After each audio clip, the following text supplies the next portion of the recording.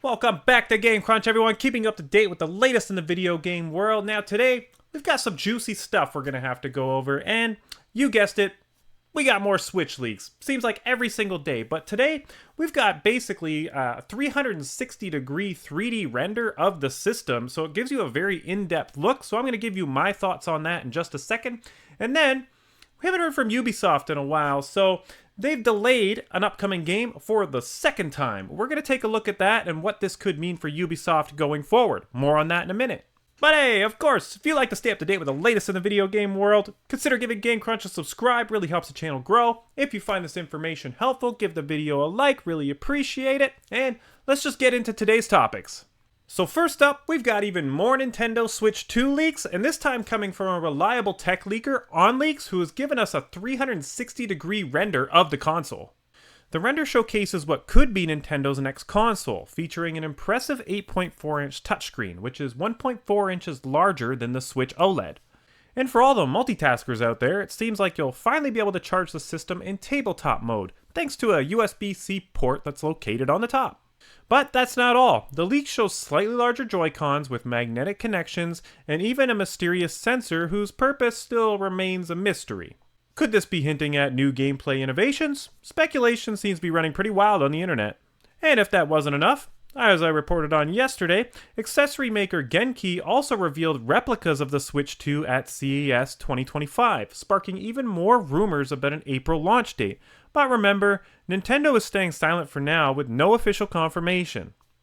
And I wanted to think about this for a minute because if you recall the original Switch, if you recall the summer of 2016 before that console came out, there was a whole lot of leaks coming out, a whole different bunch of what the console was going to look like, how powerful it was, different features it was going to have, and it seemed like every leak that came out was slightly different. I remember this one that was like an oval and it was supposed to have everything just be touchscreen and all this random stuff that was coming out. And then there was one, I believe it was on like 4chan, that actually turned out to be legit. But this time things seem a little different this time around, as that every single leak that we're seeing, they all seem to really corroborate. And this even goes back months to when we first saw that 3D printed shell, if you remember from a while ago, and that is basically the exact same. And then we saw those 3D renders then, and that's basically what they made the shell off of. Then this is all looking the exact same. So unless people are just going off that leak and just creating more and more leaks or 3D renders based off of that leak from months ago, it does seem like what we're seeing here is legit. So this definitely seems like a different situation, and it really adds credence to the legitimacy of these leaks. And meanwhile, over at Ubisoft, it's been a pretty bumpy road for Assassin's Creed Shadows. Originally set for release in November, the game was pushed to February of 2025, and now it's being delayed again, this time to March of 2025. Ubisoft CEO Yves Guillemot says the extra month will allow the team to better integrate player feedback and ensure the game's ambitious vision is fully realized.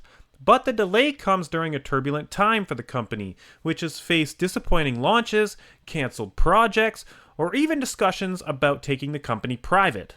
Ubisoft also announced plans to cut its costs by 200 million euros annually, though details on how this will be achieved remains unclear. Despite the challenges, the company is banking on Shadows to end their fiscal year on a high note. Do you think this delay will help Ubisoft turn things around, or is this a sign of deeper trouble ahead? So 200 million in cut costs. If I had to think of how they might be doing $200 million in cut costs, what do you think that would be? I think I smell studio closures, layoffs, and the other thing there was they said they need the extra month to gather player feedback. What players? Like, are they going to give this to people like streamers or whatnot early? Like, where are they gathering this player feedback by delaying it another month? I'm a little confused on that whole statement, but who knows what's kind of going over at Ubisoft right now? It's really turbulent over there. They're definitely not having the best year. And that's all I've got for you today. I want to thank you guys for tuning into Game Crunch yet again. Of course, let me know what your thoughts are down below on these Switch 2 renders and how they basically look like everything we've kind of already seen, but it was nice to kind of get the full 360 on the console, which also got me thinking, about the size of the trigger actually looked quite large. Like it could work for that mouse feature like people were saying that it may have. I don't know. Does. And on top of that, let me know what you think about this whole Ubisoft Assassin's Creed getting delayed again. Are you waiting for Assassin's Creed and you're just getting disappointed that it's getting delayed and delayed? So, of course, let me know what your thoughts are down below. And in case you missed yesterday's news, I'm going to put a video somewhere over here and maybe another video over here that you might like. And I'll catch you all tomorrow. Have a good one.